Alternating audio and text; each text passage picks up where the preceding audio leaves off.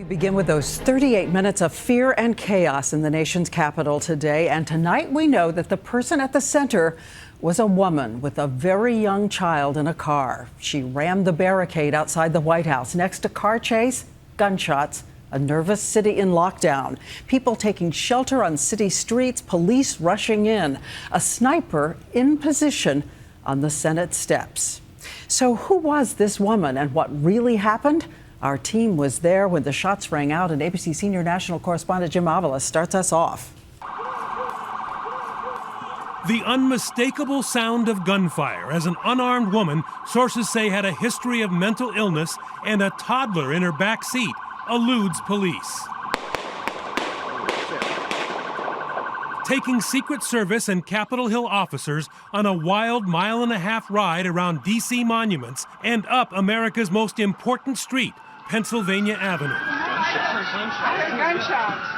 It started here at 212, the southeast corner of the White House compound. The black car rams into barricades that do their job. Eyewitnesses say uniformed Secret Service agents are watching it all. You know, the barricade fell down because they were kind of plowing through. And at that point, you know, Secret Service was kind of getting more reactive, like, whoa, whoa, whoa, trying to stop them. And then they just took off after they hit the barricade down. And then Secret Service begins the chase right up Pennsylvania Avenue to the foot of Capitol Hill. By 2:30, she stops at the Botanical Gardens. Look again as she's surrounded by police, guns drawn. A patrol car tries to block her, but she puts it in reverse and speeds away. That's when the first gunshots are fired at the fleeing vehicle. It was a two-door, dark coupe, it looked like to me. Shortly after they arrived, I heard the gunshots, and then the car tore out of the area back, toward this direction with the police cars following it.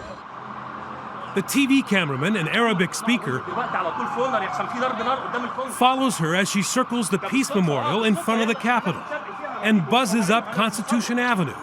Only then is she out of range and is finally stopped just past the Senate side of the Capitol, a block from the Supreme Court at 2:32. It's then that members of Congress, walking toward their offices on a perfect fall day, began hearing a new round of gunfire. They are told to hide their identities. Then very excitedly, a police officer comes running towards me. He saw my pin and he goes, "Are you a member of Congress?" And I said, "Yeah, I am." He goes, "Let me see your identification." So I pulled out my identification. And he says, "Well, take your pin off."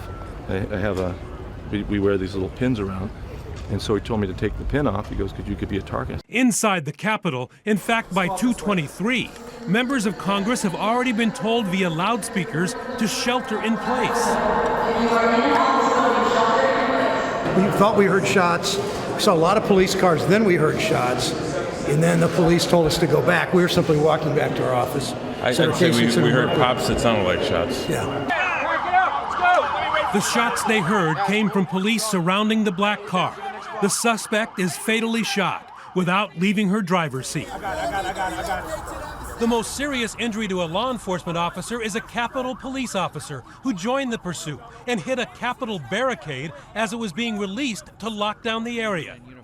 Late this afternoon, the House said its thanks. Madam Speaker, with your permission, ask for a moment of silent prayer for those officers who have been injured today.